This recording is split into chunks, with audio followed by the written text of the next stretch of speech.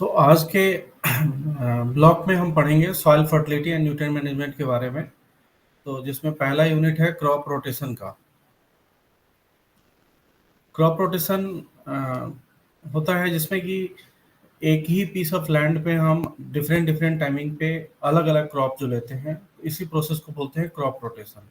तो ये growing one crop after another on the same piece of land in different timings without impairing the soil fertility. तो एक एक के बाद एक दूसरे क्रॉप को लेने से फायदा ये होता है, ये पीछे भी बता चुके हैं हम, कि वहाँ पे जो पेस्ट और डिजीज का जो अटैक होता है एक क्रॉप के स्पेसिफिक जो होता है वो कम हो जाता है। It is a planned order of planting specific crops on the same piece of land. Crop rotation also means that succeeding crops are of different genus species. तो ये जो सक्सीडिंग क्रॉप हैं वो डिफरेंट जीनस भी हो सकते हैं या स्पीसीज भी हो सकते हैं। एग्जाम्पल है इसका कि हम किसी लेग्यूमिनस क्रॉप को ग्रो करते हैं आफ्टर व्हीट, या फिर हम लोग राइस के बाद भी लेग्यूम्स को भी ग्रो कर सकते हैं, या कोई मिलेट्स के बाद भी कोई एक हम लोग लेग्यूम को ग्रो कर सकते हैं एज क्रॉप रोटेशन। तो क्रॉप रोटेशन का ऑब्जेक्टिव है कि to achieve better soil fertility. तो क्रॉप रोटेशन को लेने से होता यह है कि अल्टरनेट क्रॉप अगर हम लेग्यूमिनस क्रॉप लेते हैं तो उससे उसकी फिजिकल, केमिकल और बायोलॉजिकल प्रॉपर्टी इंप्रूव हो जाती है, क्योंकि लेग्यूमिनस क्रॉप जो है वो नाइट्रोजन फिक्स करता है, और नाइट्रोजन फिक्स होने के कारण से वहाँ पे जो है सॉइल में जो है न्यूट्रिएंट ज़्यादा एनरिच्ड हो जाते हैं due to this crop rotation as leguminous crop. Another objective है keep the soil free from disease, pest and weed. तो ये जो है ड्यू टू क्रॉप रोटेशन जो है हम किसी भी डिजीज या पेस्ट या वीड की जो है साइकिल को तोड़ देते हैं, जिसके कारण से वो पार्टिकुलर जो भी हमारा फील्ड है उसमें डिजीज पेस्ट का जो इन्फेस्टेशन है वो कम हो जाता है। Regulate continuous supply of food, feed, fodder, fibre, fuel. तो जो भी सप्लाई हो रही है वो कंटिन्यूअस होती रहती है। जो भी हमारा लैंड है, फील्ड है, वो खाली नहीं रहता है, उस पर अनदर क्रॉप लगने से उससे होता है कि रेगुलर सप्लाई बनी रहती है। Make best use of residual soil moisture and nutrients. तो एक क्रॉप में जो हम जो इरिगेशन डाल रहे हैं या फिर जो न्यूट्रिएंट सप्लाई कर रहे हैं वो नेक्स्ट जो भी क्रॉप है वो उसमें वो यूटिलाइज होता है। तो इस तरीके से इसका लॉस न होने के बजाय नेक्स्ट क्रॉप में इसका यूटिलाइजेशन हो जाता है। Achieve greater insurance against natural calamities. तो क्रॉप रोटेशन को फॉलो करने से ये फायदा है कि कोई अगर नेचुरल कैलेमिटीज है या फिर कोई अदर रिस्क है तो वो भी कम हो जाता है, क्योंकि हम यहाँ पे एक क्रॉप पे डिपेंडेंट नहीं है, एक के बाद दूसरा क्रॉप भी हम ले रहे हैं। Make best use of labour power and capital. तो जो भी लेबर है और जो भी कैपिटल है उसका मैक्सिमम यूटिलाइजेशन होता है due to this crop rotation. इसके कारण से जो यील्ड है वो ज़्यादा होता है, और खर्चे जो है वो कम हो जाते हैं। तो ये बेसिक ऑब्जेक्टिव्स हैं क्रॉप रोटेशन के। प्रिंसिपल्स ऑफ क्रॉप रोटेशन में हम देखेंगे तो वहाँ पे डिफरेंट क्रॉप को एक के बाद एक लगाते हैं। जैसे कि कोई अगर डीप रूटेड क्रॉप है तो उसको हम उसके बाद जो है कोई सैलो रूट का कोई क्रॉप लगा सकते हैं, जैसे कि कॉटन है, कास्टर है, लेंटिल है, ग्रीन ग्राम है। सिमिलरली डाइकॉट क्रॉप के बाद जो है उसको हम रोटेशन कर सकते हैं मोनोकॉट क्रॉप से, जैसे कि मस्टर्ड, पोटैटो। तो इस तरीके से हम उसको रोटेट कर सकते हैं। Leguminous crop should be succeeded by non leguminous crop. तो कोई भी लेगुमिनस क्रॉप हम लगा सकते हैं। जनरली सीरियल्स के बाद हम लेगुमिनस क्रॉप लगाते हैं। Exhaustive crop should be succeeded with restorative crops. तो जो भी हमारे सीरियल क्रॉप्स हैं, जैसे कि राइस है, व्हीट है, या फिर हमारा जो भी मिलेट्स है, वो सभी सॉइल से ज़्यादा न्यूट्रिएंट को एग्जॉस्ट करता है। तो ऐसे किसी क्रॉप के बाद हम कोशिश करनी चाहिए कि कोई भी ऐसा लेगुमिनस क्रॉप हम लगाएं जो सॉइल को इनरिच कर सके न्यूट्रिएंट के पॉइंट ऑफ व्यू से। तो इस तरीके से हम जो है डिफरेंट क्रॉप्स को ले सकते हैं इन क्रॉप रोटेशन, और इसमें मिनिमम टिलेज हम प्रैक्टिस कर सकते हैं। Dry crops should be followed with wet crops. तो कोई अगर ड्राई क्रॉप है, जैसे कि राइस व्हीट में होता है, पडलिंग के बाद हम नॉर्मल कंडीशन में अपलैंड में जैसे कि हम व्हीट उगाते हैं, वैसे ही ड्राई क्रॉप के बाद कोई भी हम वेट क्रॉप ले सकते हैं। Crop susceptible to soil borne pathogens and parasitic weeds. Should be followed by tolerant crop. तो अगर कोई पैरासिटिक वीड से ससेप्टेबल कोई क्रॉप है तो उसके बाद हम टॉलरेंट क्रॉप लगा सकते हैं, जैसे कि शुगर केन मैरीगोल्ड के केस में है। तो यहाँ पे शुगर केन जो है ससेप्टेबल होता है, बट मैरीगोल्ड जो है वो रेसिस्टेंट होता है। तो इस तरीके का हम क्रॉप लगा सकते हैं। कोई भी पास्चर क्रॉप हम लगा सकते हैं फॉलोड बाय फॉडर और सीड क्रॉप कोई भी हम लगा सकते हैं, जैसे कि हम नेपियर ग्रास और मेज का रोटेशन कर सकते हैं। कोई ऐसा क्रॉप भी हम लगा सकते हैं जिसमें कि हेवी इरिगेशन या इंटेंसिव लेबर की रिक्वायरमेंट हो, और उसके बाद हम कम इंटेंसिव जो भी लेबर इंटेंसिव क्रॉप्स हैं उसको लगा सकते हैं, जैसे कि पैडी ज़्यादा लेबर इंटेंसिव क्रॉप है, लेकिन उसके बाद अगर हम मूंग भी लगाते हैं या सीसम लगाते हैं तो वहाँ पे हमको कम लेबर की रिक्वायरमेंट होती है। तो इस तरीके से हम लोग क्रॉप रोटेशन को फॉलो कर सकते हैं। इफेक्ट्स ऑफ क्रॉप रोटेशन, तो इसके कारण से होता है कि balanced and economic nutrient absorption होता है। जो भी न्यूट्रिएंट सॉइल को मिलता है बैलेंस्ड वे में मिलता है, इकोनॉमिक हो जाता है, क्योंकि यहाँ पे कोई एक्स्ट्रा हमको न्यूट्रिएंट सप्लाई नहीं करना पड़ता है। जो सॉइल में न्यूट्रिएंट होता है वही रेसिडुअल इफेक्ट उसका अपकमिंग सीजन का जो क्रॉप होता है उसको मिलता है। Soil fertility and health buildup, तो इसके कारण से सॉइल फर्टिलिटी और हेल्थ भी डेवलप होता है। Enrichment of soil with nitrogen due to nitrogen fixation by legumes, तो नाइट्रोजन फिक्सेशन लेग्यूम्स करते हैं, उसके कारण से सॉइल में नाइट्रोजन का एनरिचमेंट होता है, सॉइल मॉइस्चर का ऑप्टिमम यूटिलाइजेशन होता है। इसके बाद सॉइल इरोजन का भी कंट्रोल होता है, क्योंकि जो लैंड है जिसपे कि रेगुलर कोई ना कोई क्रॉप लगा है ड्यू टू क्रॉप रोटेशन, तो ऐसे कंडीशन में जो सॉइल बैरन नहीं होता है और वहां से लॉस कम से कम होता है सॉइल का due to erosion. Reduction in insect pest buildup, तो क्रॉप रोटेशन से जो इंसेक्ट की जो साइकिल है वो ब्रेक होती है, इसके कारण से वहां पे इंसेक्ट और पेस्ट का जो इन्फेस्टेशन है वो भी कम हो जाता है। तो ये these are the some of the examples of insects जिनका कंट्रोल होता है due to this crop rotation. तो इसमें देख सकते हैं कि व्हीट स्टेम सॉफ्लाई का जो ससेप्टेबल क्रॉप है, व्हीट राई, व्हीट स्टेम मैगवॉट्स, हेसियन फ्लाई, इन सभी जो भी स्टेबल में जो भी है इन डिफरेंट इंसेक्ट, ये इन सभी को हम कंट्रोल कर सकते हैं by using this crop rotation.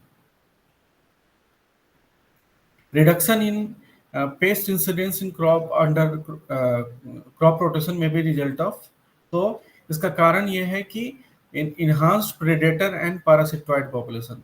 तो जब हम दूसरा क्रॉप लगाते हैं तो वैसे कंडीशन में एक से ज्यादा क्रॉप के प्रेडेटर पैरासिटॉइड दोनों का पॉपुलेशन इंक्रीज होता है, और इसके कारण से पेस्ट का जो इंसिडेंस है वो कम हो जाता है।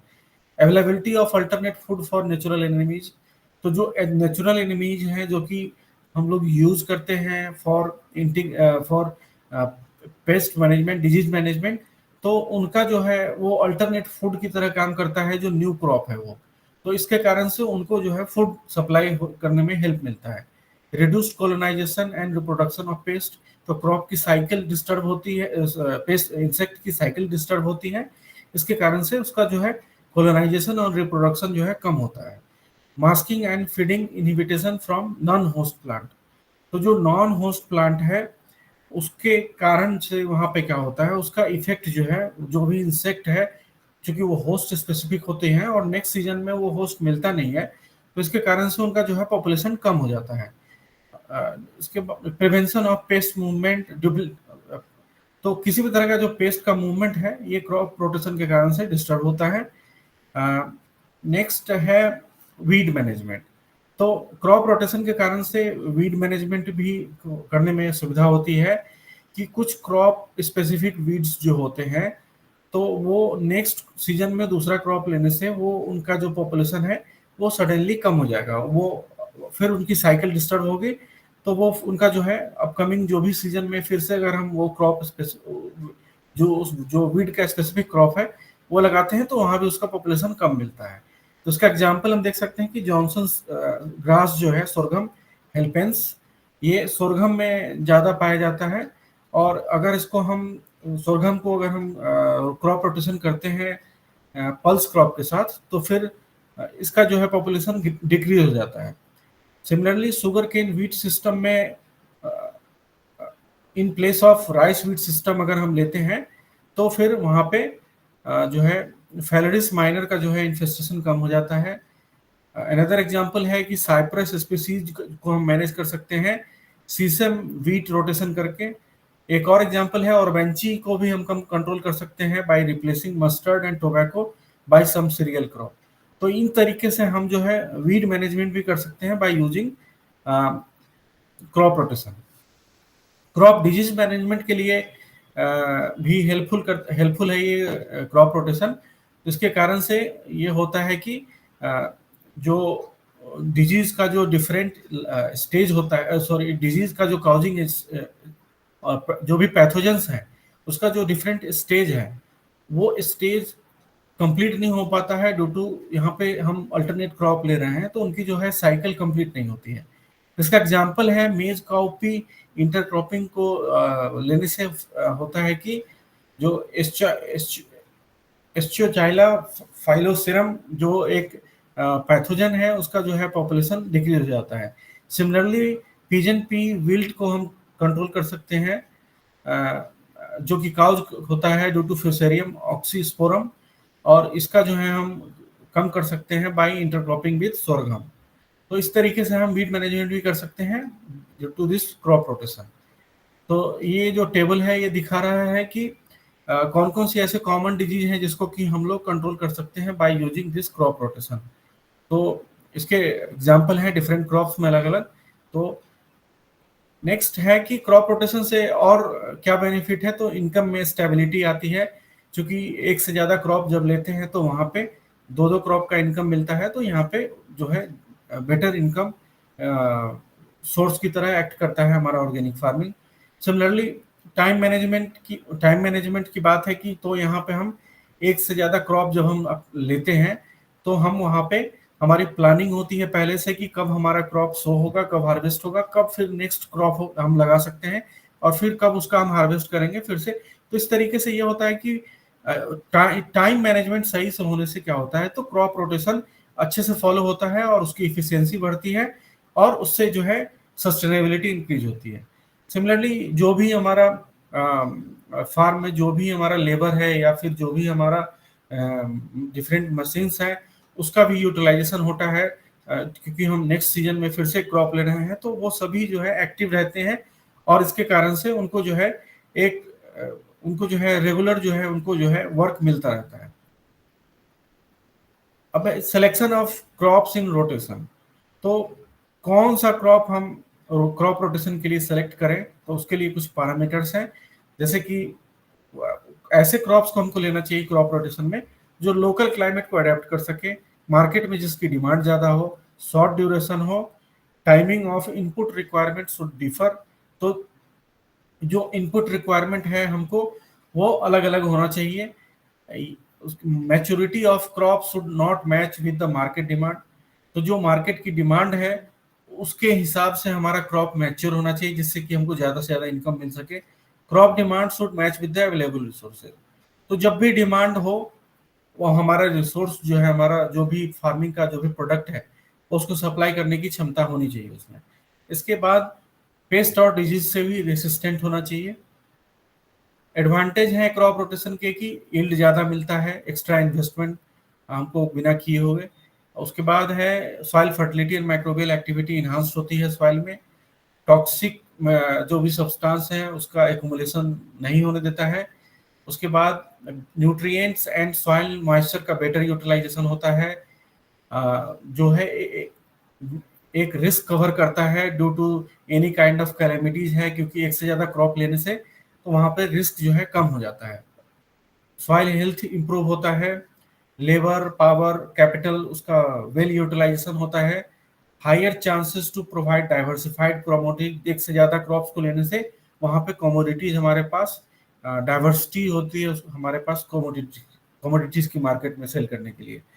But slow but study income, जो इनकम है वो चूंकि ऑर्गेनिक फार्मिंग में थोड़ा सा स्लो शुरू के पीरियड में होता है कन्वर्सन पीरियड में, तो ऐसे कंडीशन में हम जो क्रॉप रोटेशन का क्रॉप लेते हैं तो उससे हमको उसमें उसको इनकम जनरेट करने में फायदा मिलता है।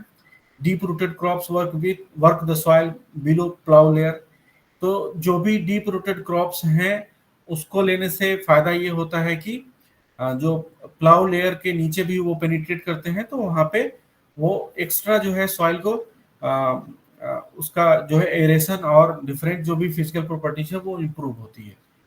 डिसएडवांटेज है क्रॉप रोटेशन का, तो इसमें repetition of same crop in rotation for many years may nullify long term benefits and may develop associated weed and insect pest and diseases।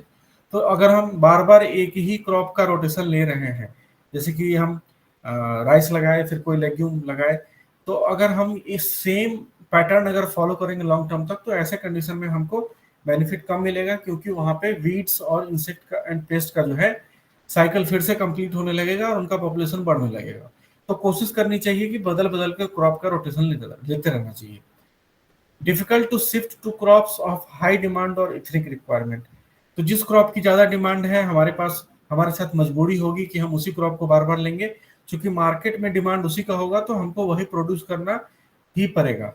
तो ऐसे कंडीशन में ये एक डिसएडवांटेज है क्रॉप रोटेशन का।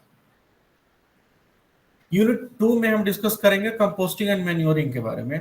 तो कंपोस्टिंग क्या होता है? तो composting is a microbiological decomposition of organic matter into A relatively stable humus like material.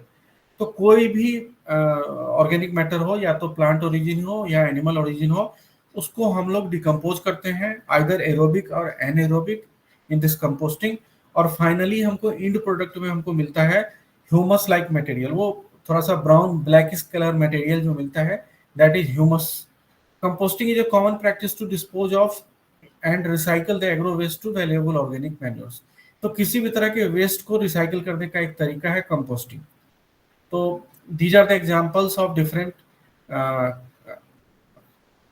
different organic materials which are used in preparation of different manures and compost। तो इसमें हम देख सकते हैं कि एनपीके का रेशियो जो है वेरिएबल है, तो इन्हीं डिफरेंट प्रोडक्ट्स को यूज करके हम जो है कंपोस्ट बनाते हैं। इंडिया में सबसे फर्स्ट टाइम जो है होवार्ड एंड वार्ड नाम के दो साइंटिस्ट थे जो कि वर्क कर रहे थे उस समय इंदौर में 1931 में। इन्होंने first time Indore method of composting दिया था। सिमिलरली फॉलर नाम के एक साइंटिस्ट थे बेंगलोर में, कर्नाटका में, तो उन्होंने जो है एक्टिवेटेड कंपोस्ट बनाने का प्रोसेस को डिस्कवर किया। और उसके बाद 1939 में आचार्य साइंटिस्ट थे, उन्होंने पिट बनाकर जो है कंपोस्टिंग का एक तरीका डिस्कवर किया, जिसको कि बाद में नाम दिया गया Bangalore method of compost preparation. तो ये जो डिफरेंट मेथड्स ऑफ कंपोस्टिंग है, यही यूटिलाइज किए जाते हैं फॉर कंपोस्ट प्रिपरेशन। तो जनरली जो कंपोस्टिंग का प्रोसेस है वो उसमें 3 तरह के माइक्रो ऑर्गेनिजम्स इन्वॉल्व होते हैं। First is साइक्रोफाइल्स। तो साइक्रोफाइल्स जो है लो टेम्परेचर पे एक्टिव होते हैं। मेसोफाइल्स जो होते हैं वो मीडियम टेम्परेचर पे एक्टिव होते हैं, बट थर्मोफाइल्स जो है ये हायर टेम्परेचर पे एक्टिव होते हैं। तो अलग अलग टेम्परेचर पे अलग अलग ऑर्गेनिजम्स एक्टिव होते हैं। तो इनका जो अभी हम आगे देखेंगे कि कौन सा ऑर्गेनिज्म कब एक्टिव होता है। Generally composting begins at mesophilic temperature and progresses to thermophilic range. तो शुरुआत में धीरे धीरे जब हम कंपोस्टिंग करते हैं, तो धीरे धीरे धीरे टेम्परेचर जो है बढ़ना शुरू होता है, और मैक्सिमम टेम्परेचर जो ये बीच में अटेंड करता है 55 टू 70 डिग्री के आसपास अटेंड करता है, और इस टेम्परेचर को हम लोग बोलते हैं थर्मोफिलिक रेंज। यहीं पे थर्मोफिलिक जो ऑर्गेनिज्म है वो एक्टिव होंगे, और जो पीछे का जो कूलर फेज है वो होगा मेसोफिलिक फेज। तो कंपोस्टिंग के प्रोसेस में हम बेसिकली करते क्या है, तो कंपोस्टिंग में हम करते हैं कि जो भी हमारा ऑर्गेनिक मैटर है उसको हम डिकम्पोज करते हैं, सो दैट कि उसका सीएन रेशियो होता है कि किसी भी ऑर्गेनिक मैटर में कार्बन और नाइट्रोजन का रेशियो कितना है, तो इसको ये सीएन रेशियो के फॉर्म में हम बताते हैं। तो सीएन रेशियो अगर हमारा बहुत ही वाइडर रेंज में होगा, तो इसको हम लोग फील्ड में जब यूज करेंगे तो इससे इमोबिलाइजेशन होगा, माइक्रो ऑर्गेनिजम्स का ग्रोथ तेजी से बढ़ेगा, और वहां पे न्यूट्रिएंट्स की डिफिशियंसी हो जाएगी। तो ऐसे कंडीशन से बचने के लिए हम क्या करते हैं, तो जो हमारा जो डिफरेंट वेस्ट है उसको हम कंपोस्ट बनाते हैं, और उस कंपोस्ट में सीएन रेशियो को जो है लेस देन 20:1 के आसपास लाया जाता है, जिससे कि वो प्रोडक्ट को फील्ड में अप्लाई करने के बाद हमको मिनरलाइजेशन होता है। और मिनरलाइजेशन होने से क्या होता है, तो सॉइल में मिनरल का जो है जो भी मिनरल न्यूट्रिएंट्स हैं उसका कंटेंट जो है बढ़ जाता है। तो ये जो कंपोस्टिंग का जो भी मेथड है उसमें इनिशियल स्टेज में जो भी ऑक्सीजन या जो भी इजीली डिग्रेडेबल जो भी मटेरियल्स होते हैं वो सबसे पहले डिकम्पोज होते हैं माइक्रो ऑर्गेनिज्म के द्वारा, और उसके बाद जो है रैपिड इंक्रीज होता है टेम्परेचर का। ये थर्मोफिलिक रेंज में टेम्परेचर आ जाता है 49 टू 60 या 70 तक भी जा सकता है। और फिर जब इस स्टेज पे जहां ज्यादा टेम्परेचर होता है, यहाँ पे जो मोस्ट रेसिस्टेंट बायोमोलिकुल्स हैं जैसे कि सेलुलोज है, हेमिसेलुलोज है, काइटिन है, इन सभी बायोमोलिकुल्स का जो है डिकम्पोजिशन होता है। और जब इन सब का डिकम्पोजिशन हो जाता है तो फिर धीरे धीरे टेम्परेचर गिरना शुरू हो जाता है, और उसको बोलते हैं हम लोग क्यूरिंग पीरियड। और in this period material will be continue to decompose slowly. इस पीरियड में भी धीरे धीरे डिकम्पोजिशन होता रहेगा, और उसके बाद जो है नाइट्रोजन का जो लॉस इसमें होता है basically in the form of ammonia के फॉर्म में होता है, अमोनिया वोलेटिलाइजेशन के फॉर्म में होता है।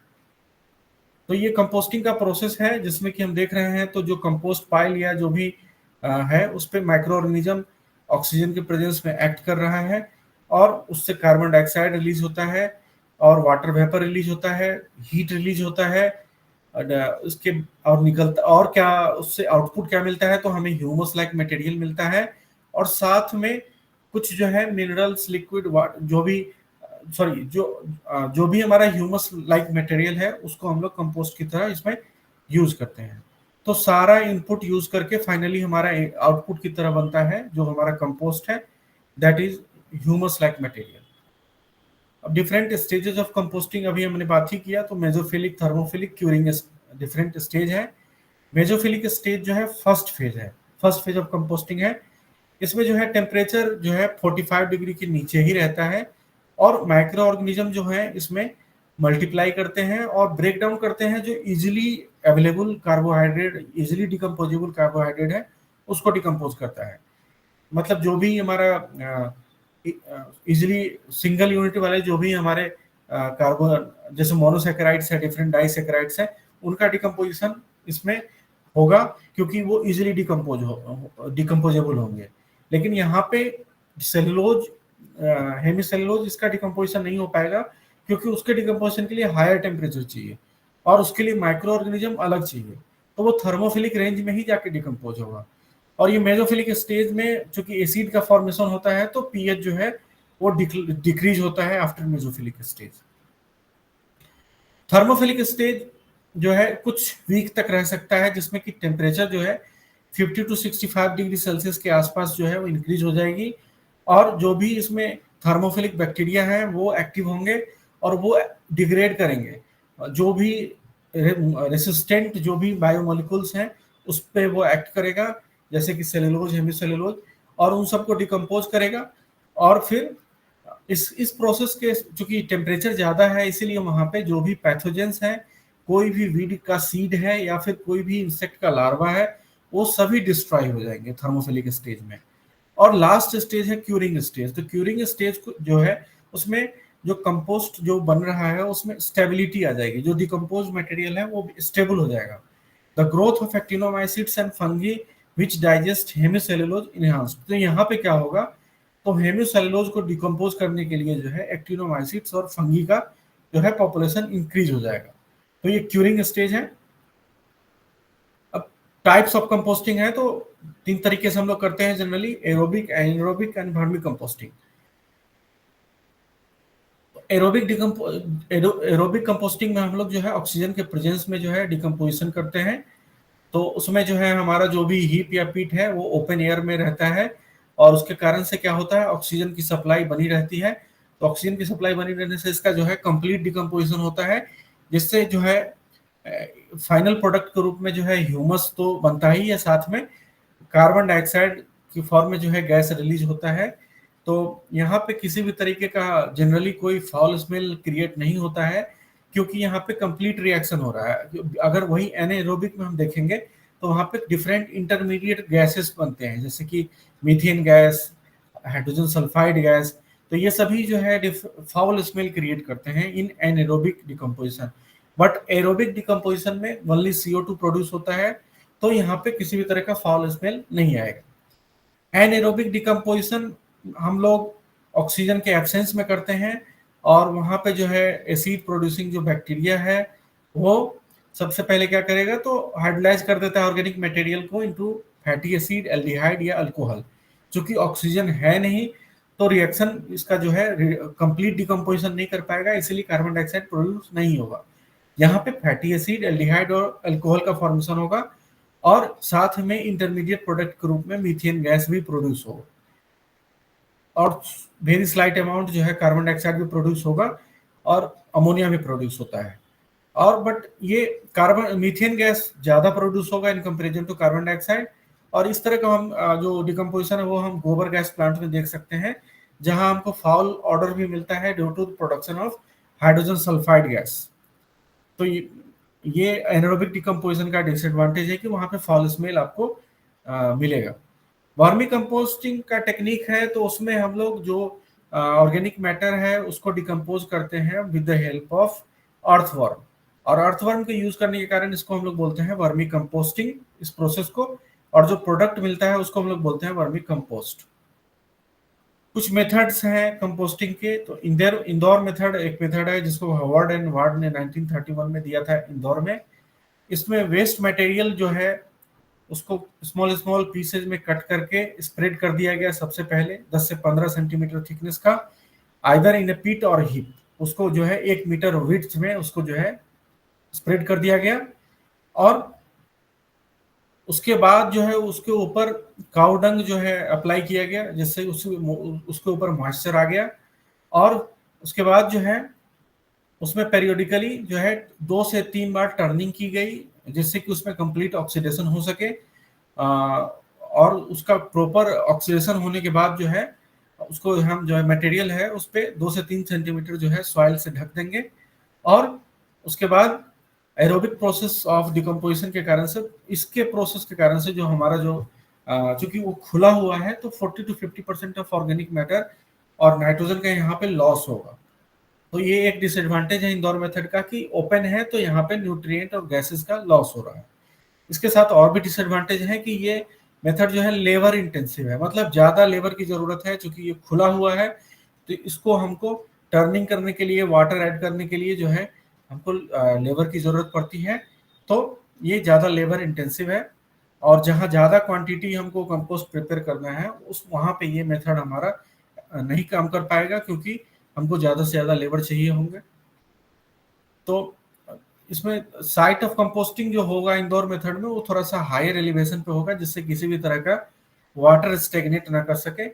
और ये जो डायग्राम हम देख रहे हैं ये एक आइडल डायग्राम है जिसमें हम लोग इंदौर मेथड में हम लोग यूज करते हैं। तो इसमें हम देख रहे हैं कि फिलिंग मेथड ऑफ पिट है, तो सबसे पहले जो है हम उसमें जो हमारा पिट में जो है 10 से 15 सेंटीमीटर थिकनेस का जो भी वेस्ट प्रोडक्ट है उसको स्प्रेड करेंगे, उसके ऊपर काउडंग डालेंगे, फिर से हम जो है वेस्ट प्रोडक्ट को स्प्रेड करेंगे, उसके ऊपर फिर काउडंग डालेंगे, और ऐसा तब तक करेंगे जब तक कि 2 से 3 सेंटीमीटर का जो है सॉरी जब जब तक 1 मीटर के आसपास का हाइट का एलिवेशन जो है अचीव ना कर ले, और उस तब तक हम जो है इसमें ऐड करके टर्निंग करते रहेंगे और वाटर ऐड करते रहेंगे।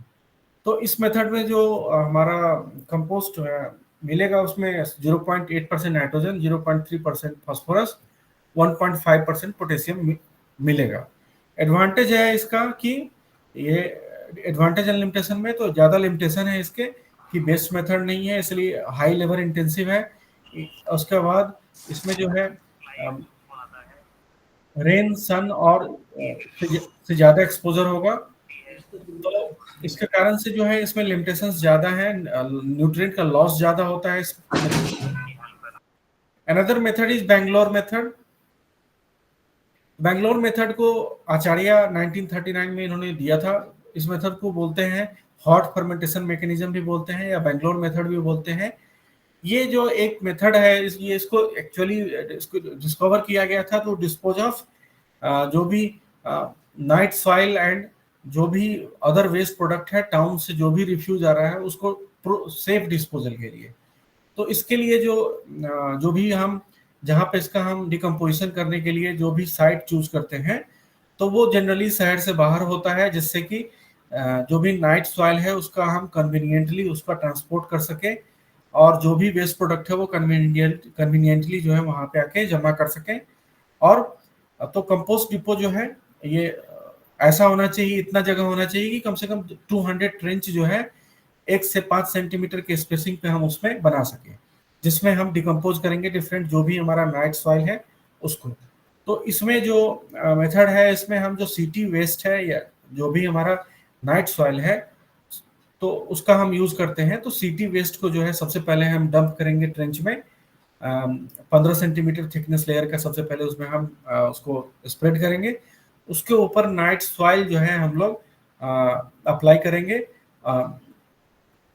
5 सेंटीमीटर थिकनेस का, और ट्रेंच को हम लोग भरेंगे इसी town waste and night soil के अल्टरनेट लेयर से अंटिल द 15 सेंटीमीटर के ऊपर जो है ग्राउंड के वो लेवल ना आ जाए। और जैसे ही 15 सेंटीमीटर एबव ग्राउंड लेवल वो आ जाएगा तो फिर हम कोशिश करेंगे, कोशिश क्या, वो सबसे ऊपर का जो लेयर होगा वो फाइनल लेयर जो होगा वो टाउन रिफ्यूज का ही लेयर होगा। और उसके बाद हम उसके ऊपर डोम शेप बना देंगे मिट्टी से, या फिर कार्बन का मटेरियल का इस्तेमाल करके जो है उसका प्लास्टरिंग कर देंगे हम, जिससे कि उसमें एनएरोबिक डिकम्पोजिशन हो सके। और इसमें जो हम वेस्ट यूज कर सकते हैं वो वेस्ट सीवेज स्लज हो सकता है, स्लॉटर हाउस का वेस्ट हो सकता है। तो इन सब वेस्ट को हम मैंगलोर मेथड का यूज करके डिकम्पोज कर सकते हैं। इसमें as the material does not receive turning, homogeneous decomposition of compost does not take place। चूंकि ये हम चूंकि इसको ढक दिए हैं, कवर कर दिए हैं, तो यहाँ एनएरोबिक डिकम्पोजिशन हो रहा है, तो बार बार टर्निंग की जरूरत हमको नहीं पड़ती है। तो इसी टर्निंग नहीं होने के कारण से ये होता है कि जो डिकम्पोजिशन है वो यूनिफॉर्म रेट से नहीं हो पाता है। तो ये एक इसका लिमिटेशन है। और the CN ratio is reduce to less than 20:1 in 5 to 6 month. तो इस मेथड का अगर हम यूज करें तो 5 से 6 महीने में जो हमारा कंपोस्ट है वो बन के तैयार हो जाता है, जिसका कि कंपोस्ट जिसका CN रेशियो 20:1 के नीचे होना चाहिए। और इस मेथड में कोई टर्निंग वाटरिंग नहीं होती है, तो यहाँ पे लेबर को हमको लेबर इंटेंसिव भी नहीं है। तो यहाँ पे हम जहाँ पे लेबर की स्कार्सिटी हो ऐसे कंडीशन में हम वहाँ पे इस मेथड को यूज कर सकते हैं। साथ में जहाँ पे वाटर की भी नहीं है अवेलेबिलिटी, वहाँ पे भी हम मैंगलोर मेथड का यूज कर कंपोस्ट प्रिपेयर कर सकते हैं। इस मेथड को हम लोग हिप्स में भी बना सकते हैं, पिट में भी बना सकते हैं। और हिप में जो है ज्यादा फास्ट डिकम्पोजिशन होगा, 3 से 4 महीने में ये बन के तैयार हो जाएगा। और ओवरऑल इस मेथड से जो भी नाइट्रोजन बनता, जो भी हमारा कंपोस्ट बनता है वो थोड़ा सा बेटर होता है न्यूट्रिएंट कंटेंट में। तो यहाँ पे 1.5% नाइट्रोजन, 1% फास्फोरस एंड 1.5% पोटेशियम पाया जाएगा। एडवांटेज इसका है कि इससे हम नाइट सॉइल को प्रॉपर्ली जो है हम लोग सेफ डिस्पोजल दे सकते हैं, जो कि एक ग्रेट प्रॉब्लम है। लेकिन साथ ही ये इसके साथ लिमिटेशन है कि बहुत ही अनहाइजेनिक इसका जो है डिकम्पोजिशन का जो प्रोसेस है, इसमें इसको अगर सही तरीके से अगर कवर करके स्किन को अगर इसमें नहीं हैंडलिंग किया गया तो उसके कारण से स्किन की डिजीजेज भी होती हैं। और इसमें जो है नाइट्रोजन का लॉस कम हो जाता है, ये एक बेनिफिट है इसका, क्योंकि ये कवर हो जाता है तो नाइट्रोजन का लॉस कम होता है in comparison to aerobic decomposition. ये इसका डायग्राम है कि किस तरीके से हम ट्रेंच में सिटी वेस्ट और नाइट सॉइल का अल्टरनेट लेयर जो है हम एक के ऊपर एक डंप करके उसको हम डोम शेप बना देंगे। और फिर फाइनली जो है हमारा इसी मेथड का यूज करके हमारा जो है कंपोस्ट बन जाता है इन बेंगलोर मेथड। कोयम्बटूर मेथड एक और मेथड है, इसमें भी एनएरोबिक डिकम्पोजिशन होता है। इसमें जो है क्रॉप रेसिड्यू का जो भी फार्म वेस्ट है उसको जो है एक पिट में उसको सबसे पहले स्प्रेड कर दिया जाता है। 2 मीटर विड्थ जो पिट होगा उसका 2 मीटर विड्थ होगा, 4 मीटर लेंथ होगा, 1 मीटर इसका डेप्थ होगा। तो ये ऐसे पिट में जो है 15 सेंटीमीटर थिकनेस का जो है डिफरेंट एग्रीकल्चरल वेस्ट जो है फार्म वेस्ट उसको हम स्प्रेड कर देंगे। और उसके ऊपर जो है 1 किलोग्राम जो है नहीं, उसके ऊपर जो है काउडंग स्लरी अप्लाई करेंगे 5 सेंटीमीटर डेप्थ का। और उसके बाद उसके ऊपर जो है 1 किलोग्राम जो है रॉक फॉस्फेट अप्लाई किया जाएगा, जिससे नाइट्रोजन का लॉस कम हो सके। और अल्टरनेट लेयर में हम यही फार्म वेस्ट डालेंगे।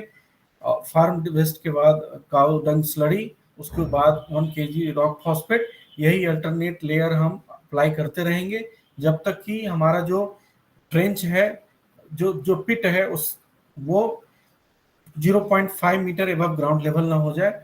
और उसके बाद जब ये 0.5 मीटर एबव ग्राउंड लेवल हो जाए तो फिर हम जो उसको जो है कवर कर देंगे, जिससे कि मड या सॉइल से कवर कर देंगे, जिससे कि किसी भी तरह का रेन वाटर का जो है एंट्री ना हो सके। और आफ्टर 35 to 40 डेज ऑफ जो है हम उसको ओपन कर कर उसमें जो है मटेरियल को टर्न करेंगे और उसको फिर एरोबिक डिकम्पोजिशन करेंगे। इस तरीके का यूज करके हम जो है 4 से 5 मंथ्स में कंपोस्ट बना सकते हैं बाय यूजिंग कोयम्बटूर मेथड। कुछ फैक्टर्स हैं जो कि अफेक्ट करते हैं कंपोस्टिंग को। तो पहला फैक्टर है CN रेशियो। तो जो भी क्रॉप रेसिड्यू या जो भी हम वेस्ट प्रोडक्ट ले रहे हैं उसका CN रेशियो कितना है, ये बहुत बहुत ज़्यादा इम्पोर्टेंट है कि कंपोस्ट बनने में कितना समय लगेगा। अगर CN रेशियो किसी भी जो हम मटेरियल ले रहे हैं उसका CN रेशियो 100:1 या फिर 90:1 या 80:1 के आसपास है, इससे ज़्यादा है, तो इन सबको डिकम्पोज होने में समय लगेगा। लेकिन वहीं पे हम जो है जैसे कि सीरियल का जो भी राइस पैडी स्ट्रॉ या फिर व्हीट का भूसा है, तो ये सब का CN रेशियो 100:1 90:1 के आसपास होता है। तो इसको अगर हम डिकम्पोज करें तो हमको डिकम्पोज करने में ज़्यादा टाइम लगेगा। लेकिन वहीं हम अगर लेग्यूमिनस क्रॉप का क्रॉप रेसिड्यू ले लें तो उसको डिकम्पोज करने में हमको कम समय लगेगा, क्योंकि उसका जो CN रेशियो होता है वो लेस देन 20:1 के नीचे होता है। और हमको कंपोस्ट बनाने के लिए जो है CN रेशियो जो है नैरो डाउन करके 20:1 के आसपास लाना पड़ता है। तो इस प्रोसेस के कारण, जो CN रेशियो के कारण, ये बहुत ही इंपॉर्टेंट फैक्टर है।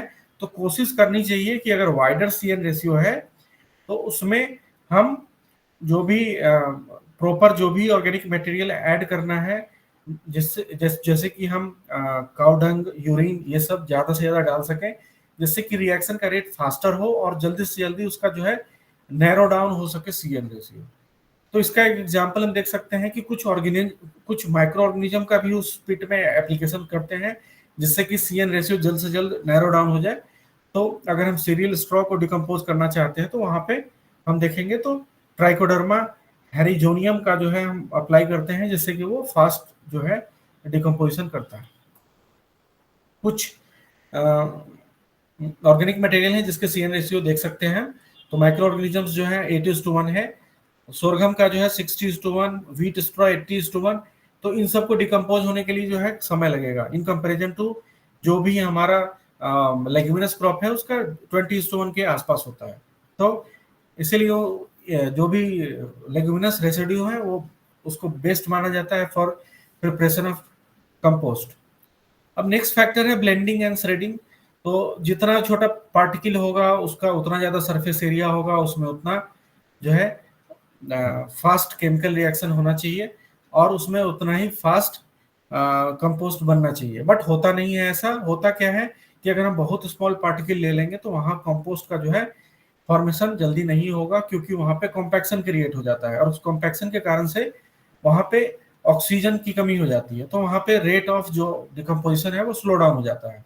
तो हमको कोशिश करनी चाहिए कि ऑर्गेनिक मैटर जो भी पार्टिकल हम ले रहे हैं उसको हम कट कर ले 5 सेंटीमीटर के लेंथ का। अदरवाइज फिर वहाँ पे अगर इससे बड़ा या छोटा होगा तो फिर वहाँ पे जो है दिक्कत होगा, वहाँ पे डिकम्पोजिशन का रेट जो है स्लो डाउन हो सकता है। Next factor is moisture. तो ऑप्टिमम मॉइस्चर जो है होना चाहिए कंपोस्टिंग के लिए 50 to 60% होना चाहिए। अगर इससे ज़्यादा होगा तो फिर वहाँ पे जो है स्ट्रक्चरल स्टेबिलिटी डिस्टर्ब होगी कंपोस्ट की, और कम होगी तो फिर वहाँ पे जो है प्रॉपर डिकम्पोजिशन नहीं हो पाएगा, क्योंकि वाटर जो है बहुत ही जरूरी है for complete decomposition. Temperature composting में जो है वो ऑप्टिमम माना जाता है 55 to 60 डिग्री सेल्सियस।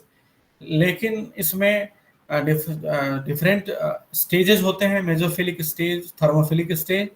तो जब 60 to 62 डिग्री सेल्सियस जब अटेन कर लेता है उस पिट में जब टेम्परेचर, तो वहां पे फिर जो है थर्मोफिलिक माइक्रो ऑर्गेनिज्म एक्टिव हो जाएंगे, लेकिन बिलो 40 डिग्री जो है मेसोफिलिक जो ऑर्गेनिज्म है वो एक्टिव हो जाएंगे। तो इस तरीके से जो है ऑप्टिमम टेम्परेचर जो है ये 55 टू 60 डिग्री सेल्सियस होना चाहिए। लेकिन इसमें जो है चूंकि डिफरेंट ऑर्गेनिज्म इन्वॉल्व है, तो एबव 65 जब टेम्परेचर नहीं होना चाहिए, 60 टू 65 तक ये ऑप्टिमम है टेम्परेचर। ऑक्सीजन जो है बहुत ही इंपॉर्टेंट फैक्टर है, क्योंकि ये ये ऑक्सीजन के कारण ही जो है डिफरेंट डिकम्पोजिशन जो है वो कंप्लीट होता है। जैसे कि या तो अगर कंप्लीट होगा तो कार्बन डाइऑक्साइड बनेगा, और कंप्लीट अगर रिएक्शन नहीं होगा तो डिफरेंट जो भी इंटरमीडिएट गैसेज है जैसे हाइड्रोजन सल्फाइड, मीथेन, ये सब प्रोड्यूस होगा। तो amount of oxygen required during composting depend on stage of process. High O2 level required early in the composting. तो जो हम कंपोस्टिंग की जब शुरुआत करते हैं तो उस समय ऑक्सीजन की रिक्वायरमेंट ज्यादा होती है। नेक्स्ट है the higher nitrogen content in the feed stock the greater is the oxygen requirement. तो अगर कोई ऐसा मटेरियल हम डिकम्पोज कर रहे हैं जिसमें कि नाइट्रोजन कंटेंट ज्यादा है, तो फिर वहां पे हमको ज्यादा से ज्यादा ऑक्सीजन सप्लाई करना पड़ेगा। सिमिलरली अगर कहीं पे किसी मटेरियल में मॉइस्चर ज्यादा है तो उसके डिकम्पोजिशन में ज्यादा से ज्यादा ऑक्सीजन लगेगा। ऑप्टिमम पीएच कंपोस्टिंग के लिए जो है किसी भी बायोलॉजिकल रिएक्शन के लिए 5.5 टू 8 होता है, कंपोस्टिंग के लिए भी वही है। और इसमें लोअर पीएच रेंज में जो है फंगी ज्यादा एक्टिव होते हैं, और जब पीएच 6.5 टू 7.5 हो तो वहां पे बैक्टीरिया और एक्टिनोमाइसीट्स का जो है एक्टिविटी इंक्रीज हो जाएगा। तो पीएच इनका 5.5 टू 8 के बीच में ऑप्टिमम है। वर्मी कंपोस्टिंग में हम लोग क्या करते हैं, तो अर्थवर्म का यूज करके कंपोस्ट बनाते हैं। और इसमें जो अर्थवर्म की जो स्पीसीज है एसिनिया फोएटिडा, लुम्ब्रिकस रूबिलस, ये सभी क्या करते हैं, तो ऑर्गेनिक मटेरियल पे फीड करते हैं। और वो ये सभी ऑर्गेनिक मैटर उनके डाइजेस्टिंग सिस्टम से होकर जो है एक्सक्रीट होता है, और वो जो एक्सक्रीटा है वो रिच होता है, जिसको कि हम लोग वर्मी कंपोस्ट बोलते हैं। वो रिच होता है nitrogen, phosphorus, potassium, zinc, copper, calcium, magnesium, sulphur, cobalt, boron और डिफरेंट विटामिन एंड जो भी हार्मोन्स हैं उन सभी में वो रिच होता है। इसीलिए वर्मी कंपोस्ट के साथ एक फायदा ये है कि यहाँ पे सिर्फ न्यूट्रिएंट्स नहीं मिलता, इसके साथ साथ यहाँ पर हमें ग्रोथ प्रोमोटिंग हार्मोन्स, विटामिन भी मिलते हैं, और साथ में जो माइक्रो न्यूट्रिएंट्स हैं वो भी वर्मी कंपोस्ट में इनरिच हो जाता है due to this earthworm activity. तो ये कैरेक्टरिस्टिक्स है वर्मी कंपोस्ट का, जिसमें हम देख सकते हैं कि उसका इलेक्ट्रिकल कंडक्टिविटी जो है वो ऑर्गेनिक कार्बन, नाइट्रोजन, फास्फोरस, ये सभी कितना होता है। तो इसमें हम देख सकते हैं कि 7.37 तक नाइट्रोजन परसेंटेज तक नाइट्रोजन इसमें पाया जाता है।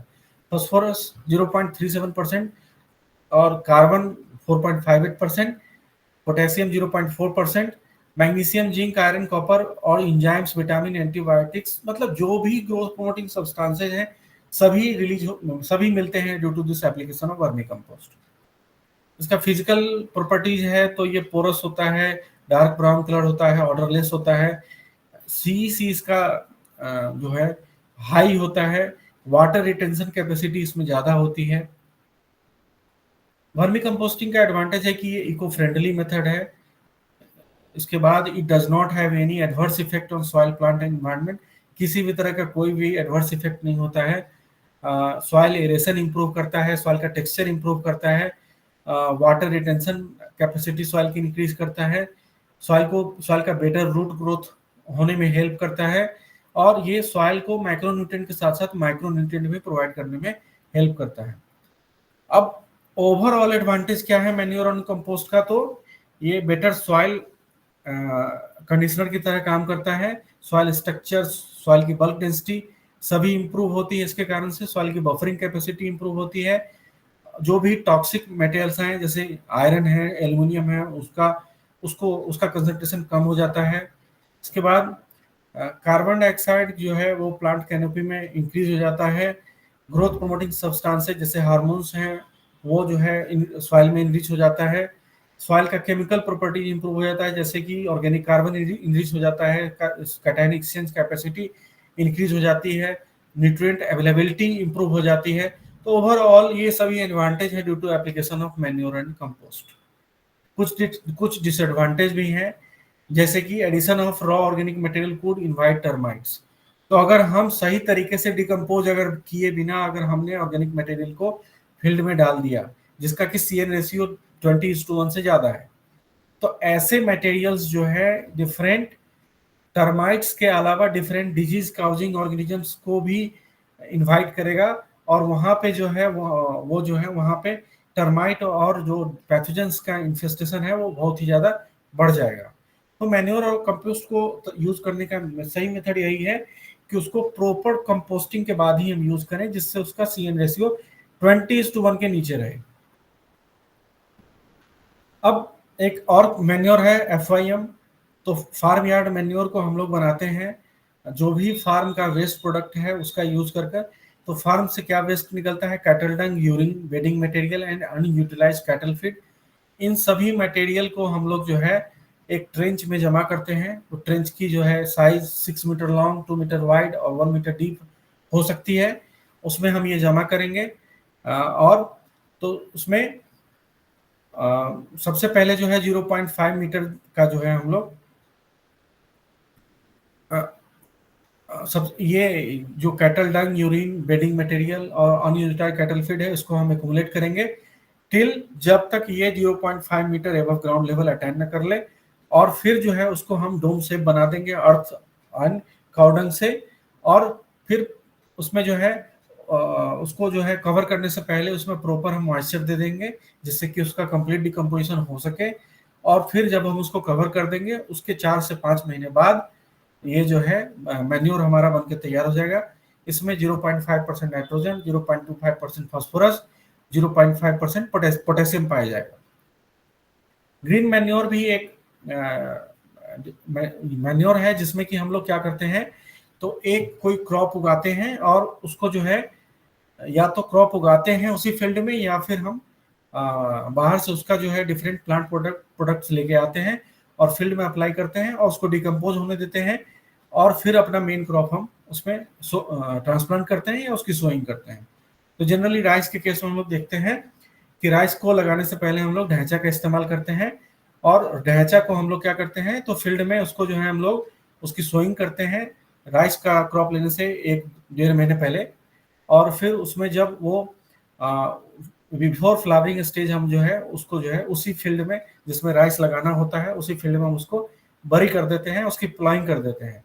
और फिर आफ्टर 14 डेज हम उसमें जो है अपना मेन क्रॉप हम उसमें जो हमारा राइस है उसकी हम ट्रांसप्लांटिंग करते हैं। तो इस तरीके के मेथड को जो बोलते हैं वो ग्रीन मैन्योरिंग होता है, लेकिन उसको इन सीटू ग्रीन मैन्योरिंग बोलते हैं। क्योंकि इन सीटू का मतलब है कि जहां पे वो ओरिजिनेट है वहीं पे उसको हमने बरी कर दिया है। इसका एग्जाम्पल है ढैंचा, सिस्बानिया एक्विलाटा, सरहेम, ग्यूअर, मूंग, काउपी, इन सबको हम इस्तेमाल करते हैं as in situ green manure crop. लेकिन दूसरा मेथड भी है ग्रीन मैन्योरिंग का, जिसमें जो टेंडर लीव्स हैं या ट्विग्स हैं उसको हम कहीं और फील्ड से दूसरी जगह से कलेक्ट करके लाएं, और जहां हमको क्रॉप लेना है वहां पे हम इनकॉर्पोरेट कर दें, उसको डिकम्पोज होने दें और फिर अपना मेन क्रॉप हम लगाएं। तो इस तरीके के जो मेथड है उसको बोलते हैं इन सीटू या ग्रीन लीफ मैन्योरिंग। इसका एग्जाम्पल है ग्लासरीडिया और करंज। तो इस तरीके का जो ग्रीन मैन्योर है इसको यूज करने से फायदा होता है कि सॉइल को न्यूट्रिएंट के साथ जो है ऑर्गेनिक मैटर भी मिलता है, सॉइल हेल्थ इंप्रूव होता है, सॉइल की माइक्रोबियल एक्टिविटी इंप्रूव होती है। और चूंकि मोस्टली जो है ग्रीन मैन्योर क्रॉप के रूप में हम लोग जो है लेते हैं लेग्यूमिनस क्रॉप को, तो इसका इस्तेमाल करने से सॉइल में नाइट्रोजन का जो इंरिचमेंट है वो भी होता है। तो कोई भी आइडियल क्रॉप जो हम ग्रीन मैन्योर की तरह ले सकते हैं उसका कुछ फीचर्स हैं, जैसे कि अर्ली डेवलपमेंट होना चाहिए, ज़्यादा उसका जो है सीडलिंग विगर होना चाहिए, ड्रॉट टॉलरेंट हो, उसके बाद नाइट्रोजन फिक्स कर सके। और फिर बायोमास जो है नाइट्रोजन जो है 4 से 6 वीक में एक्यूमुलेट करके करने की क्षमता होनी चाहिए। और वेजिटेटिव ग्रोथ बहुत ही फास्ट होना चाहिए, क्विकली डिकम्पोजेबल होना चाहिए, मतलब लेस फाइबर होना चाहिए। इसीलिए हम लोग जो है उसको बिफोर फ्लावरिंग स्टेज जो है वो बरी कर देते हैं, क्योंकि फ्लावरिंग स्टेज के बाद उसमें फाइबर्स का डेवलपमेंट होने लगता है, फिर वो हमको ग्रीन मैन्योर क्रॉप लेने के लायक नहीं रह जाएगा। कुछ मैन्योर और होते हैं जिसको कि हम लोग बोलते हैं कंसंट्रेटेड ऑर्गेनिक मैन्योर। तो कंसंट्रेटेड ऑर्गेनिक मैन्योर जो है वो ऐसे मैन्योर होते हैं जो जिसमें न्यूट्रिएंट का कंसंट्रेशन ज़्यादा होता है इन कंपेरिजन टू बल्कि ऑर्गेनिक मैन्योर, जैसे कि हमारा जो भी FYM कंपोस्ट है, तो उससे यहाँ पे NPK का रेशियो ज़्यादा होता है। इसका जो ये प्लांट ओरिजिन भी हो सकते हैं, एनिमल ओरिजिन भी हो सकते हैं। प्लांट ओरिजिन में हम अगर बात करें तो ब्लड मील, मीट मील, फिश मील, ये सभी जो होते हैं ये सब हमारे animal origin concentrated organic manure है, जिसको कि हम लोग ऑर्गेनिक फार्मिंग में इस्तेमाल नहीं करते हैं। ऑयल केक्स को हम लोग इस्तेमाल कर सकते हैं बशर्ते कि वो ऑर्गेनिकली ग्रो किया हुआ जो भी हमारा प्रोडक्ट हो उसी का ऑयल केक्स हो। इसके लिए ऑयल केक्स को हम यूज करते हैं, लेकिन ऑयल केक्स को हम तभी यूज कर सकते हैं जहां जहां हमारे पास इनफ अमाउंट में वाटर अवेलेबल हो फॉर इरिगेशन पर्पस। तो अगर वाटर नहीं मिलेगा तो फिर इसका डिकम्पोजिशन नहीं होगा, तो फिर वहां पे न्यूट्रिएंट भी सॉइल को नहीं मिलेगा due to this oil cakes. तो हम वहां पे डिफरेंट एडिबल ऑयल केक्स भी ले सकते हैं, नॉन एडिबल ऑयल केक्स भी यूज कर सकते हैं। नॉन एडिबल ऑयल केक्स में महुआ, करंज, नीम, कास्टर, जट्रोपा यूज कर सकते हैं। एडिबल में सनफ्लावर, सैफ्लावर, मस्टर्ड केक, ये सब यूज कर सकते हैं। तो ये सभी एग्जांपल्स हैं कि कौन सा एडिबल है, कौन सा नॉन एडिबल ऑयल केक्स है जिसको कि हम लोग यूज कर सकते हैं। तो देख रहे हैं कि यहाँ पे नाइट्रोजन ऑलमोस्ट 6 to 7% के आसपास सभी ऑयल केक्स में है, और फास्फोरस जो है लगभग 2% के आसपास है, और पोटेशियम भी लगभग 1.5 से 2% के आसपास सब में पाया जाता है। इसीलिए इसको जो है कंसंट्रेटेड मैन्योर की तरह जो है यूज किया जाता है। नेक्स्ट है हमारा बायो फर्टिलाइजर। बायो फर्टिलाइजर ऐसा न्यूट्रिएंट सप्लाइंग एजेंट है जिसमें कि कुछ माइक्रो ऑर्गेनिज्म पाए जाते हैं, और वो माइक्रो ऑर्गेनिजम्स जो है वो हेल्प करता है सॉइल को न्यूट्रिएंट अवेलेबिलिटी में। आइदर ये नाइट्रोजन फिक्स करेंगे, या फिर फास्फोरस को सोल्यूबलाइज करेंगे, या फिर ये ऑर्गेनिक मैटर को डिकम्पोज करेंगे, जैसे कि लिग्निन का डिकम्पोजिशन, सेलुलोज का डिकम्पोजिशन, हेमी सेलुलोज का डिकम्पोजिशन। तो ये सभी कुछ ये कुछ करते हैं, ये जो भी बायो फर्टिलाइजर्स हैं ये सब प्रोसेस को यूज करके प्लांट का जो है ग्रोथ इंप्रूव करने में हेल्प करते हैं। तो ये कुछ कॉमन एग्जांपल हैं, जैसे कि नाइट्रोजन के लिए जो बायो फर्टिलाइजर हम यूज करते हैं उसमें राइजोबियम है, एस्टोबैक्टर, एजोस्पाइरलम। तो राइजोबियम लेग्यूमिनस क्रॉप में होता है, एस्टोबैक्टर, एजोस्पाइरलम नॉन लेग्यूमिनस क्रॉप में यूज होता है। एस्टोबैक्टर शुगर केन में इस्तेमाल होता है। ब्लू ग्रीन एल्गी और एजोला जो है जनरली लो लैंड जो राइस होता है वहां पे इसका इस्तेमाल होता है। एक्सक्यूज मी, एक मिनट।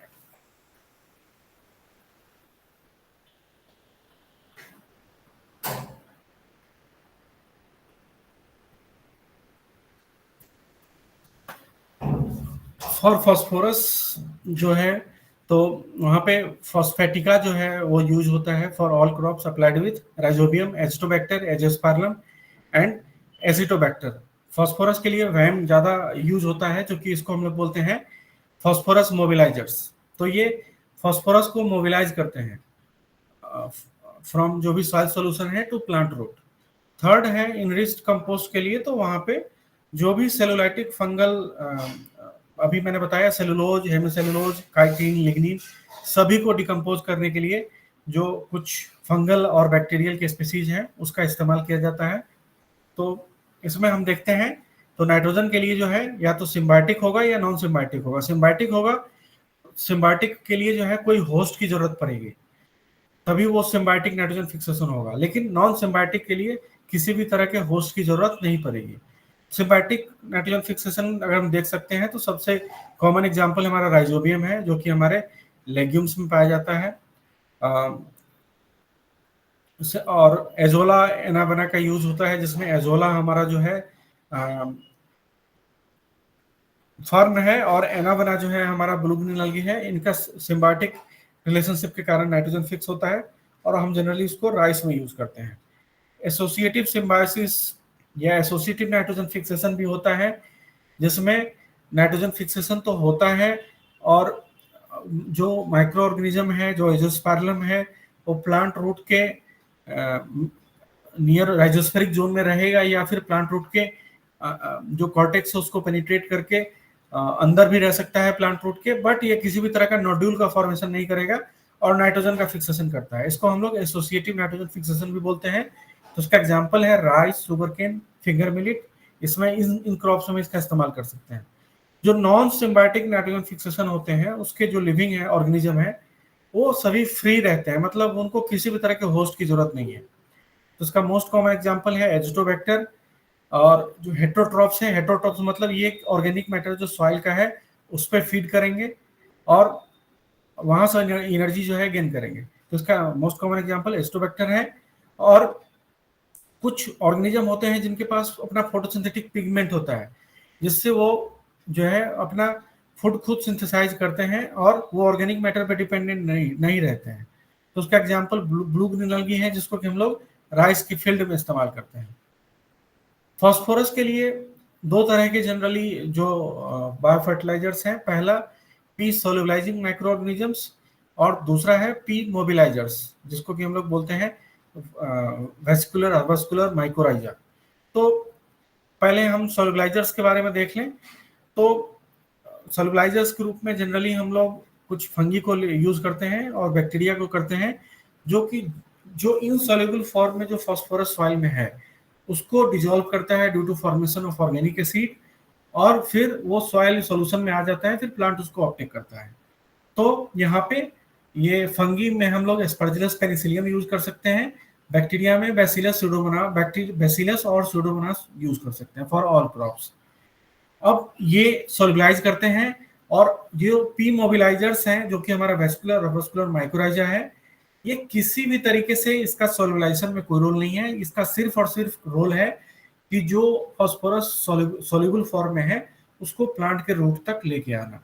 इसके लिए ये क्या करते हैं, तो प्लांट रूट का जो है में ये माइसेलियल ग्रोथ इनका जो है होता है। माइसेलियल ग्रोथ के कारण से इनका इफेक्टिव वॉल्यूम जो है रूट का बढ़ जाता है, और वहां पे ये ज्यादा से ज्यादा जो माइक्रो ऑर्गेनिज्म जो भी वाटर और न्यूट्रिएंट्स है उसका एब्जॉर्प्शन कर पाते हैं। ये दो तरह के माइक्रोराइजा होते हैं, एक्टोमाइक्रोराइजा, इंडोमाइक्रोराइजा। एक्टोमाइक्रोराइजा के एग्जांपल है सिलिलोटस रोजोपोगॉन, और इंडोमाइक्रोराइजा के एग्जांपल है ग्लोमस गिगास्पोरा। ये अब डिटेल में थोड़ा सा हम देख लेते हैं कि नाइट्रोजन फिक्सिंग बायो फर्टिलाइजर्स जो कि सिम्बायोटिक नॉन सिम्बायोटिक दोनों हो सकते हैं, जिसका सिम्बायोटिक का मोस्ट कॉमन एग्जांपल है राइजोबियम। राइजोबियम जो है ये लेग्यूम्स के रूट हेयर्स में पाया जाता है। इसको फर्स्ट टाइम बजर्निक साइंटिस्ट थे, इन्होंने फर्स्ट टाइम 1888 में इसको फर्स्ट टाइम डिस्कवर किया था। और उस समय जो इसको डिस्कवर किया था तो इसका नाम राइजोबियम नहीं था, क्योंकि इसकी फीचर्स बैसिलस की तरह मिलते थे। ये भी रॉड शेप है, बैसिलस भी रॉड शेप होता है। तो शुरू शुरू में इसका नाम बैसिलस रेडिकोला था, बट बाद में फ्रैंक ने आइडेंटिफाई किया कि नहीं, इसका जो फीचर्स है बैसिलस से अलग है, तो इसका नाम जो है राइजोबियम रखा गया 1889 में। और राइजोबियम के साथ राइजोबियम के जो है टोटल 7 स्पीसीज हैं, जिसको कि क्रॉस इनोकुलेशन ग्रुप के नाम से जाना जाता है। ये क्रॉस इनोकुलेशन ग्रुप होता है, इसको बनाया गया है कि एक पार्टिकुलर ग्रुप ऑफ क्रॉप के लिए जो भी राइजोबियम ज्यादा नोडुलेशन काउज करता है उसके हिसाब से जो है इसका एक ग्रुपिंग किया गया है। तो इसका जो है टोटल 7 क्रॉस इनोकुलेशन ग्रुप है, जो कि अभी नेक्स्ट स्लाइड में हम देखेंगे। इसके अलावा राइजोबियम में एक और पाया जाता है ब्रेडी राइजोबियम, जो कि स्लो ग्रोइंग होता है, मतलब उसका ग्रोथ जो है स्लो होता है, तो उसको ब्रेडी राइजोबियम बोलते हैं। लेकिन हमारा जो राइजोबियम है वो फास्ट ग्रोइंग होता है। ये हमारे राइजोबियम का क्रॉस इनोकुलेशन ग्रुप है, जो कि टोटल 7 है। इसमें हम देख सकते हैं कि राइजोबियम लेग्यूमिनोसरम जो है पी ग्रुप का जो भी क्रॉप होगा, जैसे फिसियम है, विसिया है, लेंस है, उसी में इफेक्टिव नोडुलेशन काउज करेगा। राइजोबियम फैसियोलाई है, बीन ग्रुप में करता है इफेक्टिव नोडुलेशन। राइजोबियम ट्रेफलाई है, ये क्लोवर ग्रुप में करता है नोडुलेशन। राइजोबियम मिलिलोटी अल्फा अल्फा ग्रुप में करता है। लुपीन लुपीन ग्रुप में करता है। राइजोबियम जैपोनिकम सोयाबीन ग्रुप के क्रॉप्स में नोडुलेशन काउज करता है। और जो भी अदर स्पीसीज ऑफ राइजोबियम है उसको राइजोबियम स्पीसीज बोलते हैं। मिसलेनियस ग्रुप है, इसको काउपी ग्रुप बोलते हैं। और इसमें जो भी अदर क्रॉप्स हैं उसको हम लोग यूज करते हैं। खास बात यह है कि अगर हम इसमें से क्रॉस इनोकुलेशन ग्रुप के अलावा कोई दूसरा राइजोबियम यूज कर लेते हैं, जैसे कि अगर हम सोयाबीन के क्रॉप में राइजोबियम लेगिनोसरम यूज कर ले, तो वहां पे हमको इफेक्टिव नोडुलेशन नहीं मिलेगा। अगर हम सोयाबीन का क्रॉप ले रहे हैं तो हमको अगर इफेक्टिव नोडुलेशन चाहिए ज्यादा से ज्यादा बेनिफिट लेना है राइजोबियम का, तो कोशिश करना चाहिए राइजोबियम जैपोनिकम का ही हम वहां पे उसको इनोकुलेट करें, अदरवाइज वहां पे इफेक्टिव बेनिफिट नहीं मिलेगा। ये कुछ है कि कौन सा लेग्यूम्स कितना नाइट्रोजन फिक्स करता है, तो पर ईयर के हिसाब से है। तो काउपी जो है 73 टू 354 किलोग्राम पर हेक्टेयर के हिसाब से। तो इस तरीके से जो है डिफरेंट लेग्यूमिनस क्रॉप या नॉन लेग्यूमिनस क्रॉप, ये सभी जो है नाइट्रोजन कितना कितना कौन से फिक्स करते हैं सिम्बायोटिकली, इसका ये चार्ट है। Methods of application of rhizobium inoculum, तो राइजोबियम को हम लोग सीड ट्रीटमेंट से अप्लाई करते हैं। तो इसमें 200 ग्राम पर 10 केजी सीड का एप्लीकेशन रेट है।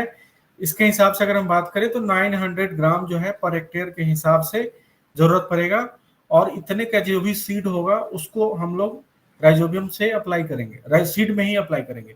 तो सीड में अप्लाई करने के लिए हमको कोई एडहेसिव मटेरियल की जरूरत होगी, तो एडहेसिव मटेरियल के रूप में हम लोग 10% जैगरी या गुड़ का सॉल्यूशन जो है हम बनाएंगे, उसको फिर ठंडा करेंगे, और फिर हम एक पॉलीथीन बैग लेंगे, उसमें जो भी हमारा सीड मटेरियल पर हेक्टेयर के हिसाब से होगा उसको डाल के उसमें जैगरी को अप्लाई करके उसको अच्छे से मिक्स कर कर शेड में सुखाएंगे।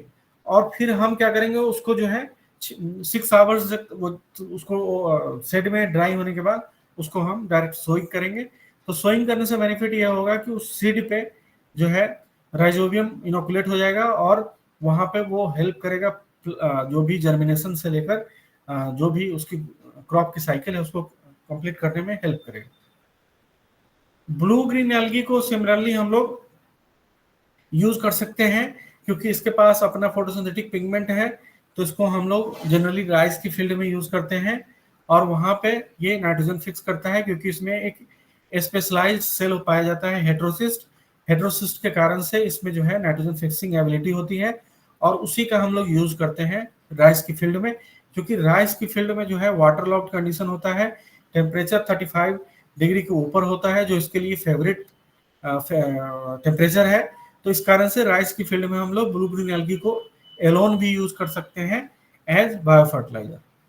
ब्लू ग्रीन एल्गी में एजोला, एनाबेना एजोली, और जो हमारा एजोला है उसको हम लोग सिम्बायोटिक रिलेशनशिप को भी हम लोग नाइट्रोजन फिक्स करने के लिए इस्तेमाल करते हैं, जो एजोला एनाबेना के नाम से जाना जाता है।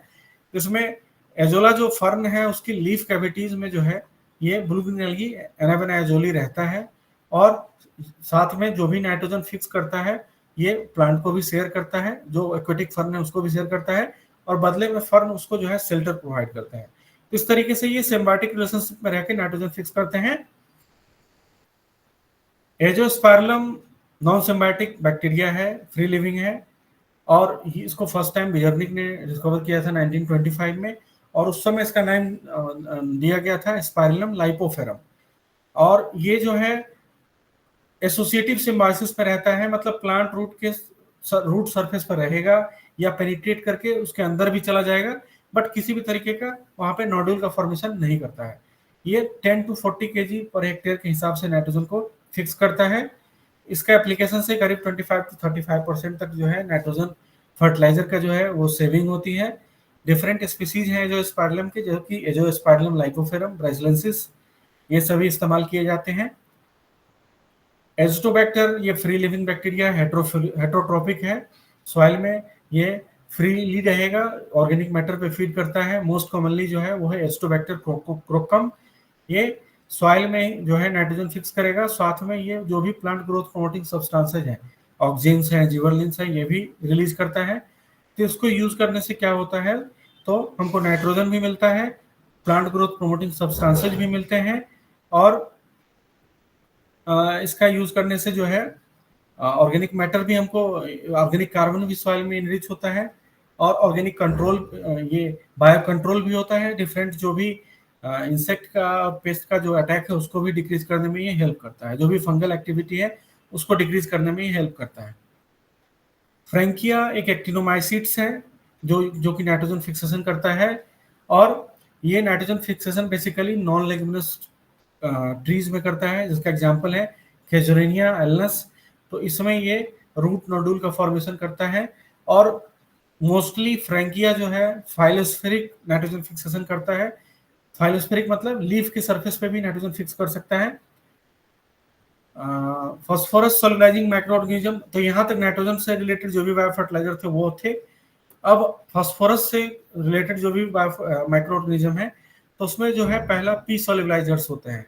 ये एक ग्रुप ऑफ हेट्रोफिलिक माइक्रो ऑर्गेनिज्म है जो कि ऑर्गेनिक मैटर पे फीड करते हैं, और जो सॉइल में फिक्स्ड फास्फोरस इन अवेलेबल अनअवेलेबल फॉर्म में जो भी फास्फोरस है, इनसॉल्युबल फॉर्म में जो फास्फोरस है उसको सोलिबलाइज करता है with the help of production of organic acid, या फिर कोई इंजाइम जो कि फॉस्फेटेज इंजाइम है वो प्रोड्यूस करता है, और फिर उसका जो है अवेलेबिलिटी सॉइल में बढ़ा देता है after solubilising the insoluble form of the phosphorus. तो पीछे मैंने बताया है इसके लिए बैक्टीरिया और फंगी दोनों यूज करते हैं। बैक्टीरिया में बैसिलस स्यूडोमोनास यूज करते हैं, और फंगी में एस्परजिलस पेनिसिलियम ट्राइकोडर्मा हम यूज करते हैं। वैम हमारा पी मोबिलाइजर्स है, जो कि माइकोराइजा का एक फॉर्म है, जो कि हमारा इंडो माइकोराइजा है, उसी को हम लोग वैम बोलते हैं, vesicular vascular mycorrhiza. First time mycorrhiza term जो है वो फ्रैंक ने 1885 में दिया था, और ये म्यूचुअल एसोसिएटिव रिलेशनशिप है between fungi and plant root जो है उसके बीच का सिम्बायोटिक रिलेशनशिप है। ये प्लांट रूट के अंदर भी रह सकते हैं, बाहर भी रह सकते हैं, इसी के हिसाब से इनका क्लासिफिकेशन भी है, एक्टो माइक्रोराइजा, इंडो माइक्रोराइजा, अभी हम आगे देखेंगे। और ये बेसिकली करते क्या है, तो ये प्लांट रूट का जो वॉल्यूम है उसको इंक्रीज कर देते हैं ड्यू टू माइसेलियल ग्रोथ, और इसके कारण से ज्यादा जो न्यूट्रिएंट है जैसे phosphorus, zinc, sulphur, copper, potassium, aluminium, magnesium sorry manganese, iron, इन सभी का ज्यादा से ज्यादा अमाउंट जो है ज्यादा डेप्थ ऑफ सॉइल से वो एब्जॉर्ब करके प्लांट रूट तक पहुंचा पाते हैं। और इसके जो है देखेंगे तो दो तरह के हैं, एक्टोमाइकोराइजा, इंडोमाइकोराइजा। एक्टोमाइकोराइजा जो है तो एक्टोमाइकोराइजा ये प्लांट रूट के जो रूट हेयर है उसके सरफेस पे ही रहेगा, ये अंदर पेनिट्रेट नहीं करेगा, और बाहर ही एक सीथ लाइक स्ट्रक्चर बनाएगा जिसको कि हम लोग हार्टिंग नेट बोलते हैं, और वहीं पे ये जो है यहीं से वो जो है फास्फोरस को मोबिलाइज करेगा। लेकिन जो वैम जो होते हैं जो कि वेस्कुलर माइकोराइजा हैं, वो क्या करते हैं, प्लांट रूट को पेनिट्रेट कर जो कॉर्टेक्स है उसको पेनिट्रेट कर प्लांट रूट के अंदर जो है स्पेशलाइज स्ट्रक्चर का फॉर्मेशन करते हैं, वेसिकल्स एंड अर्वस्कल्स। वेसिकल्स जो है फॉर्म होता है एज स्टोरेज ऑर्गन, यहाँ पे फॉस्फोलिपिड स्टोर होता है, लेकिन एर्वस्कल्स जो है वो site of exchange of phosphorus या अदर न्यूट्रिएंट जो भी प्लांट को देना होता है, वो यहीं से ये एक्सचेंज होता है प्लांट रूट को। और इस माइकोराइजा का एक्शन है तो ये देख सकते हैं कि ये जो enhances the feeding area of plant root, मतलब ये रूट वॉल्यूम को इंक्रीज कर देता है, जिसके कारण से ज्यादा वाटर और न्यूट्रिएंट्स का एब्जॉर्प्शन प्लांट रूट कर पाता है। Mobilises the nutrients from distance to root, मतलब माइसीलियल ग्रोथ होने के कारण से ज्यादा डेप्थ से भी ये प्लांट रूट जो है वाटर और न्यूट्रिएंट्स का अपटेक कर पाता है। स्टोर्स द न्यूट्रिएंट, तो वाटर फास्फोरस का स्टोरेज कर सकता है, टॉक्सिक जो भी केमिकल्स हैं उसको रिमूव करने में हेल्प करता है, और फंगल और न्यूमेटोड्स के अटैक को भी ये कम करता है। कुछ मेथड है बायो फर्टिलाइजर एप्लीकेशन के, तो सीड एप्लीकेशन हमने पीछे देख ही लिया। उसमें हम क्या करेंगे, तो 10% जैगरी का सोल्यूशन बनाएंगे, उसको ठंडा करके उसमें जो भी हमारा रिक्वायर्ड सीड होगा उसमें हम उसमें मिक्स करके उसको जो है शेड में सुखा के और फिर हम उसकी सोइंग कर सकते हैं।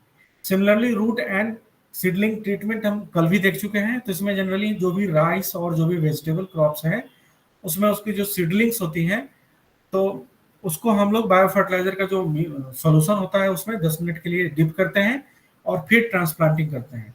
और जो सॉइल एप्लीकेशन मेथड है उसमें जो भी बायो फर्टिलाइजर है हमारा, जैसे कि ब्लू ग्रीन एल्गी है या फिर एजोला एनावेना है, उसको हम लोग फील्ड में अप्लाई करते हैं डायरेक्टली। अगर वो अमाउंट कम है तो फिर उसको हम या तो जो भी हमारा कंपोस्ट है, वर्मी कंपोस्ट है या FYM है, उसके साथ मिक्स कर हम फील्ड में जो है पर हेक्टेयर के हिसाब से उसको हम डायरेक्टली फील्ड में अप्लाई करते हैं। एडवांटेज क्या क्या है बायो फर्टिलाइजर के, तो नाइट्रोजन फिक्स करने में हेल्प करता है, जो भी न्यूट्रिएंट्स हैं उसकी अवेलेबिलिटी इंक्रीज होने में हेल्प करता है, प्लांट ग्रोथ प्रमोटिंग जो भी हार्मोन्स, एंटीबायोटिक्स हैं उसका सिक्रेशन करता है, चीप मेथड है, मतलब इसके कारण से कॉस्ट ऑफ कल्टीवेशन कम हो जाता है, सॉइल की प्रॉपर्टी जो है इंप्रूव हो जाती है, सॉइल का जो इनरिचमेंट है न्यूट्रिएंट से वो हो जाता है, सस्टेनेबिलिटी इंक्रीज हो जाती है, और कोई भी बाहर से जो एक्स्ट्रा फर्टिलाइजर की इनपुट है उसकी रिक्वायरमेंट बहुत ही कम हो जाती है। इको फ्रेंडली मेथड है, किसी भी तरह का कोई भी डैमेज इसके यूज करने से नहीं होता है। कुछ डिसएडवांटेज भी हैं बायो फर्टिलाइजर के, जैसे कि कुछ बायो फर्टिलाइजर क्रॉप स्पेसिफिक होते हैं, मतलब कि उस अगर एक पर्टिकुलर क्रॉप में ही वो बायो फर्टिलाइजर जो है एप्लीकेबल है, अपना इफेक्ट दिखाता है। जैसे कि कोई भी लेग्यूम्स में राइजोबियम जो है वो जनरली जो है लेग्यूमिनस क्रॉप में ही अपना इफेक्ट दिखाता है। Rhizobium species culture does not work well in high nitrate tolerant strain of soybean. तो जहाँ पे ये tolerant high nitrate tolerant soybean है वहाँ पे राइजोबियम स्पीसीज एक्ट नहीं कर पाता है। The acceptability of biofertilizer has been rather low, chiefly because they don't produce quick and spectacular response. तो तुरंत रिस्पांस देखने को नहीं मिलता है जैसा कि हमको इनऑर्गेनिक फर्टिलाइजर के एप्लीकेशन से मिलता है। तो ये इसका एक ड्रॉबैक है। रिक्वायर स्किल्ड, थोड़ा सा इसके प्रोडक्शन के लिए और एप्लीकेशन के लिए थोड़ा सा स्किल की जरूरत है। तो ये स्किल एक तरह से अगर है तो एडवांटेज है, नहीं है तो डिसएडवांटेज है। डिफिकल्ट टू स्टोर, इसको स्टोर करने के लिए हमेशा जो है 4 डिग्री सेल्सियस पे ही स्टोर करना चाहिए, अदरवाइज लिविंग ऑर्गेनिज्म है ये, इनका जो है ये मर जाते हैं। तो इसके कारण से इसका जो है ये डिसएडवांटेज है कि इसको आपको रेफ्रिजरेशन में ही स्टोर करने के लिए आपके पास सुविधा होनी चाहिए। कुछ कॉन्स्टेंट्स भी है बायो फर्टिलाइजर के ये। तो इनएक्वेट पॉपुलैरिटी, ज्यादा से ज्यादा पॉपुलैरिटी नहीं है, आजकल तो होने भी लगी है, पहले नहीं थी। इनएडेक्वेट अवेयरनेस, जागरूकता नहीं है लोगों में।